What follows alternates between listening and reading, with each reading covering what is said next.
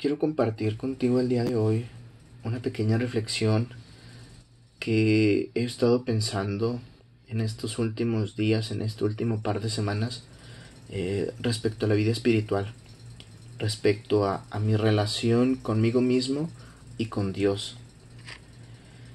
Y bueno, antes de empezar quiero compartirte una historia que me gusta mucho y que me ha ayudado en momentos difíciles de mi vida para acordarme que Dios nunca nos ha dejado solos.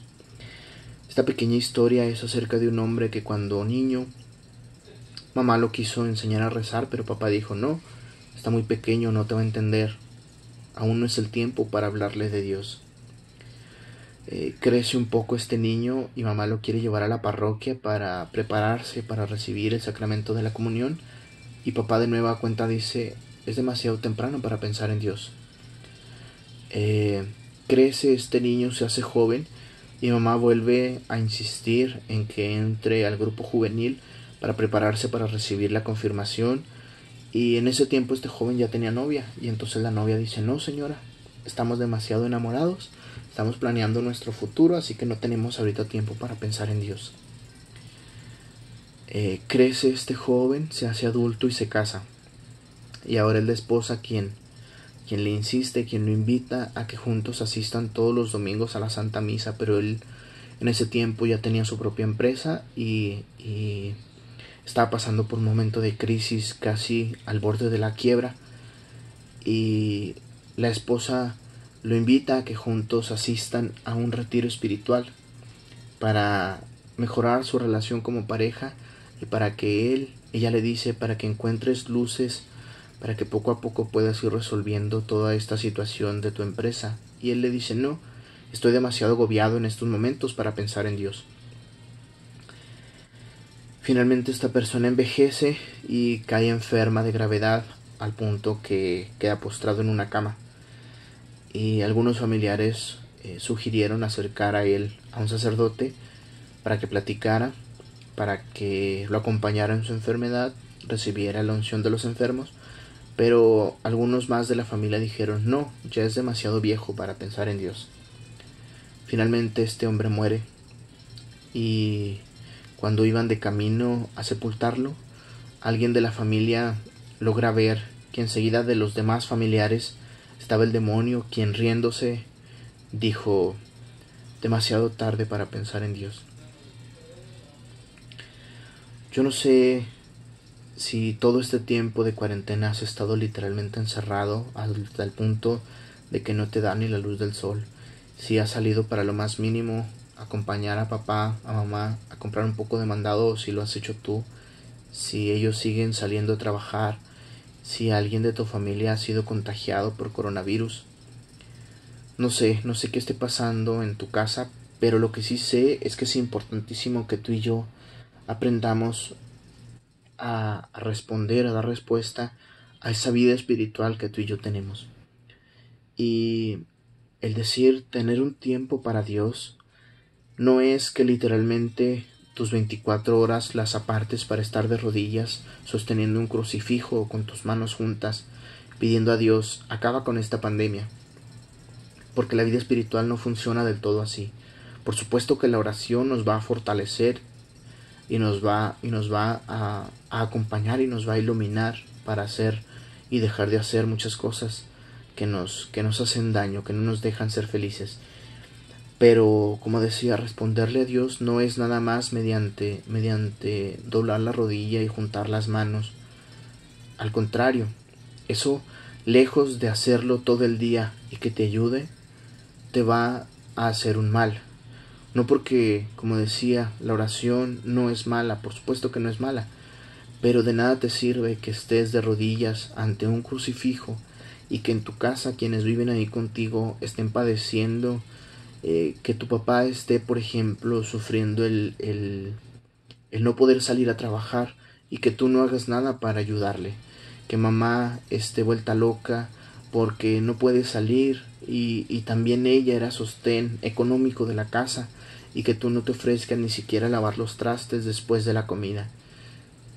Entonces es importante, como decía, que entiendas que es un tiempo para ti, que es un tiempo para ti, para Dios. ¿Qué quiero decir con un tiempo primero para ti?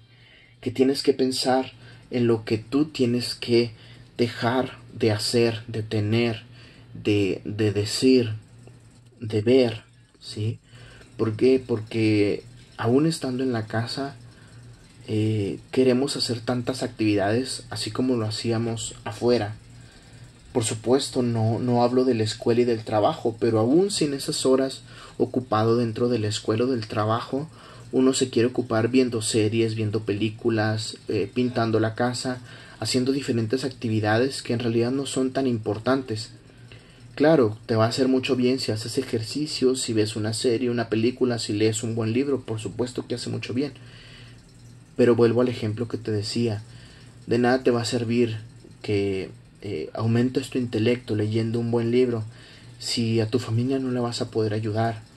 Si vas a ir al súper a comprar, quizás no cosas, como dicen coloquialmente, compras de pánico, pero no te vas a acordar de que a lo mejor no te voy a decir que vayas a las periferias de la ciudad a entregar comida, pero a lo mejor alguien de tu familia está también pasando por un momento complicado donde pues no puede ir a trabajar y no hay un ingreso económico y no te acuerdas de sus familiares y al ir al mandado no compras un poco de mandado extra para ellos. Así que la vida espiritual va mucho más allá de solamente rezar. La vida espiritual, la respuesta a Dios, la vamos a dar en la medida de nuestras acciones. Por supuesto, orando, pero ya decía, atendiendo a las necesidades de tu casa, de tu familia, de tus amigos.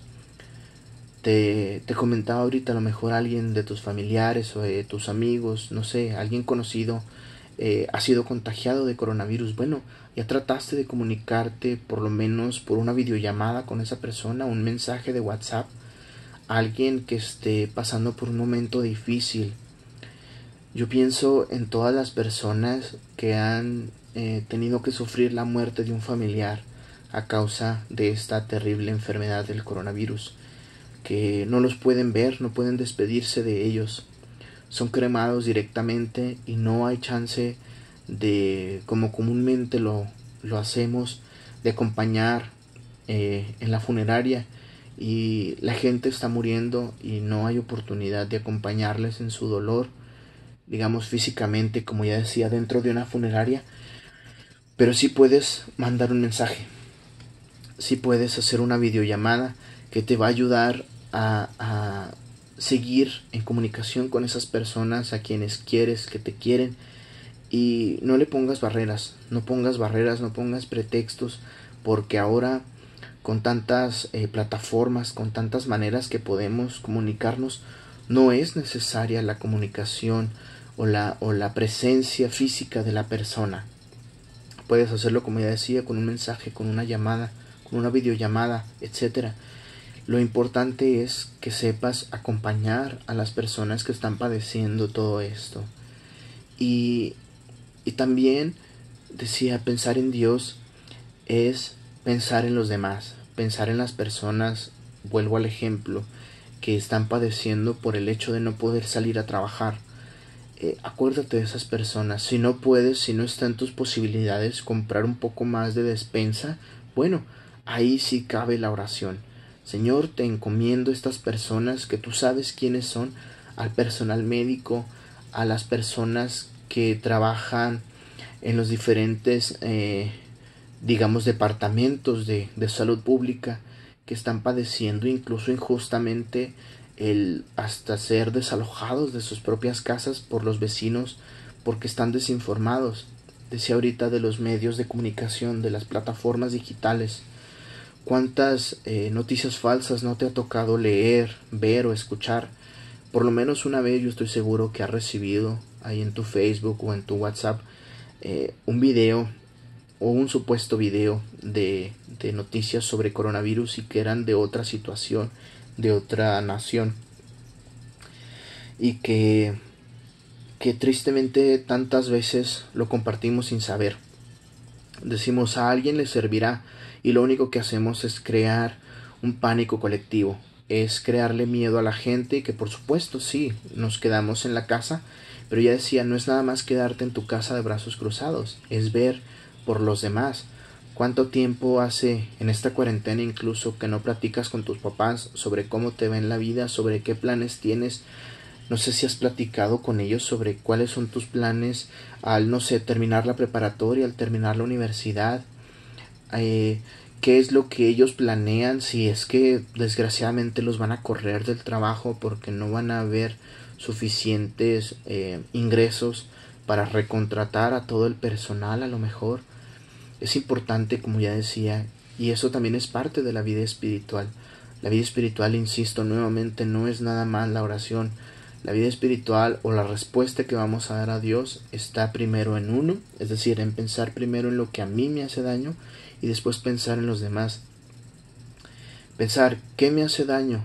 No sé si ya te pusiste a revisar tu closet, a lo mejor hay camisetas, hay pantalones, hay zapatos que ya no te quedan y que ahí quieres seguir guardándolos y que ya no te sirven y que ya no te gustan y que no te quedan, no los vas a volver a usar y ahí siguen en tu closet.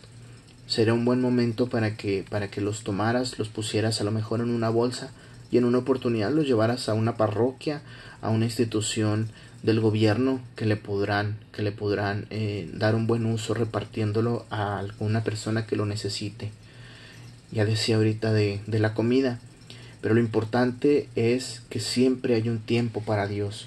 No pongas pretextos y decir tengo mucha tarea, hay una serie que acaba de salir en las plataformas de series y películas y que la tengo que ver para que no me cuenten mis amigos que ya la vieron, para que no me cuenten partes.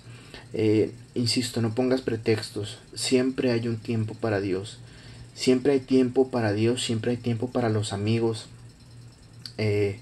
¿Cuánto tiempo le dedicas entonces a tu vida espiritual? ¿Cuánto tiempo le dedicas a dar respuesta a eso que Dios te pide? A eso que la misma palabra de Dios, Jesús, de su propia boca nos dice, amen, amen a su prójimo.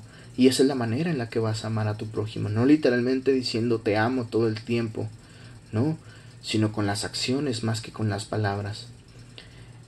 ¿Con cuántas personas hace mucho tiempo que no hablas? Sería bueno este tiempo para que les mandes un mensaje, para que les preguntes cómo están a familiares lejanos, para que investigues sobre qué puedes hacer, donar, ya decía, ropa, comida, cualquier cosa que puedas hacer positiva va a ser de muchísima ayuda para las personas que más lo necesitan. Piensa en todo lo que tienes, en todo lo que no tienes, en todo lo que has hecho y en lo que has dejado de hacer, y piensa si todo eso que tienes, que no tienes, que has hecho, que has dejado de hacer, te está sirviendo para alimentar tu vida espiritual.